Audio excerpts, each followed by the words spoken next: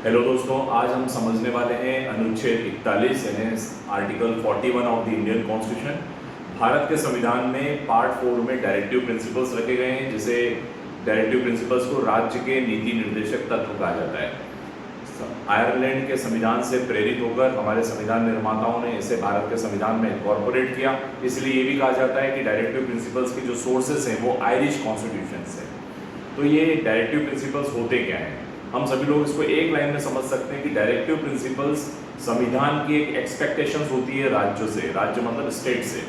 यानी संविधान चाहता है कि राज्य सिर्फ राज्य न हो, राज्य वेलफेयर स्टेट हो, राज्य कल्याणकारी राज्य हो, राज्य सिर्फ राज्य न हो, राज्य एक आदर्श राज्य हो यानी आइडियल स्टेट हो। यानी संविधान चाहता है कि राज्य कुछ नीति, जब भी नीति बनाए, जब भी पॉलिसी फॉर्मुलेशन करे, तो संविधान कुछ ऐसे गाइडिंग प्रिंसिपल देता है, एक मार्गदर्शक सिद्धांत देता है जिनका पालन राज्य को करना चाहिए। यहाँ पर बार बार जो राज्य का शब्द आ रहा है वह है केंद्र सरकार, वह है राज्य सरकार, स्थानीय सरकार और राज्य के अंदर में आने वाले अन्य प्राधिकारी। अनुच्छेद 12 में हम लोगों ने राज्य की परिभाषा पढ़ी है। केंद्र सरकार, राज्य सरकार, लोकल गवर्नमेंट्स और अदर अथॉरिटीज, ये सब राज्य है।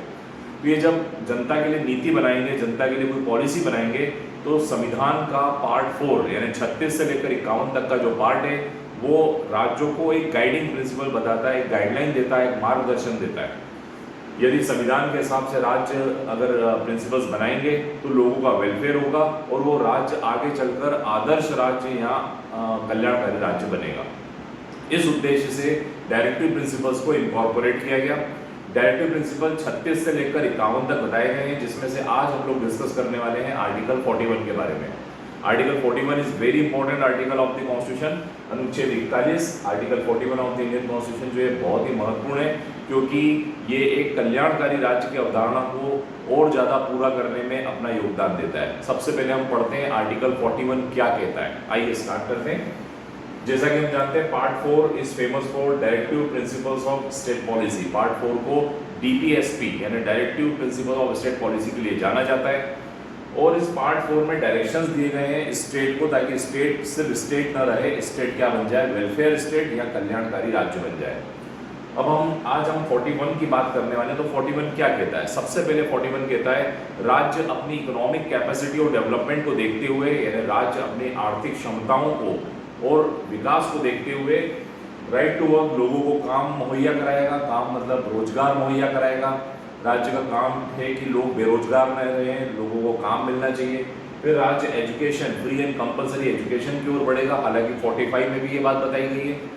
और साथ ही साथ पब्लिक असिस्टेंस, और राज्य उन लोगों को मदद करेगा, लोग सहायता करेगा, ऐसे लोग जो डिप्रेस्ड हैं इकोनॉमिकली और सोशली, जिनको कुछ प्रॉब्लम्स हैं।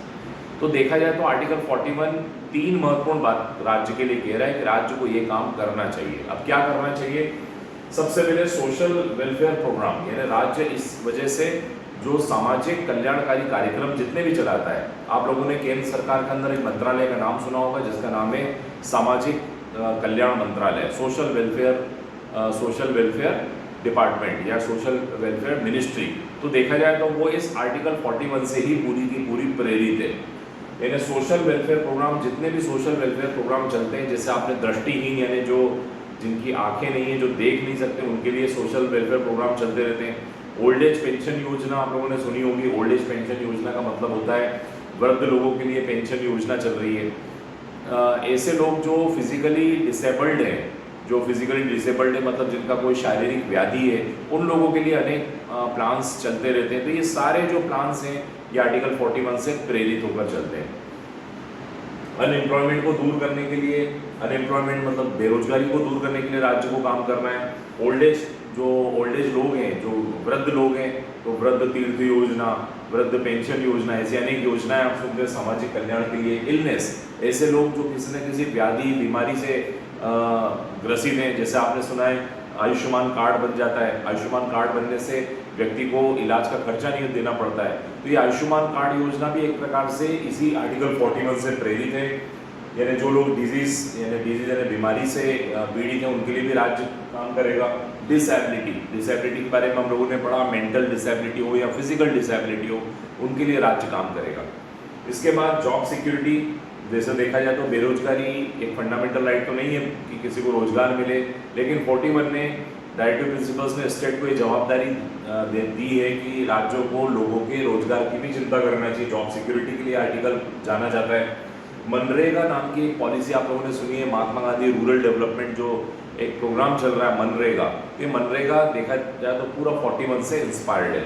इसके बाद हम बात करें अंडर प्रिविलेज, ये पब्लिक असिस्टेंस की जो बात कर रहा है, लोक सहायता की जो बात कर रहा है, वो अंडर प्रिविलेज लोगों की बात कर रहा है। ऐसे लोग जो कि समाज में अंडर प्रिविलेज है, उनको अधिकार नहीं मिल पाए पूरे, और आज वो सोशली और इकोनॉमिकली वीक हैं, सामाजिक और आर्थिक रूप से ये लोग कमजोर है। तो ऐसे लोगों के लिए गवर्नमेंट पॉलिसीज बनाएगी।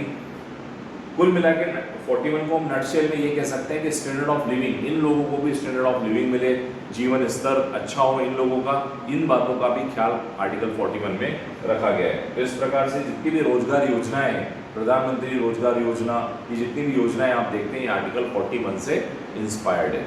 तो ये है मित्रों आर्टिकल 41 जो बात करता है पब्लिक असिस्टेंस की, जो बात करता है एजुकेशन की, जो बात करता है राइट टू वर्क की। लेकिन ये सारी बातें राज्य अपनी इकोनॉमिक कैपेसिटी और डेवलपमेंट को देखकर कर सकेगा। तो ये है मित्रों article 41। I hope you enjoyed this lecture. Kindly subscribe YouTube channel law easy. Thank you so much.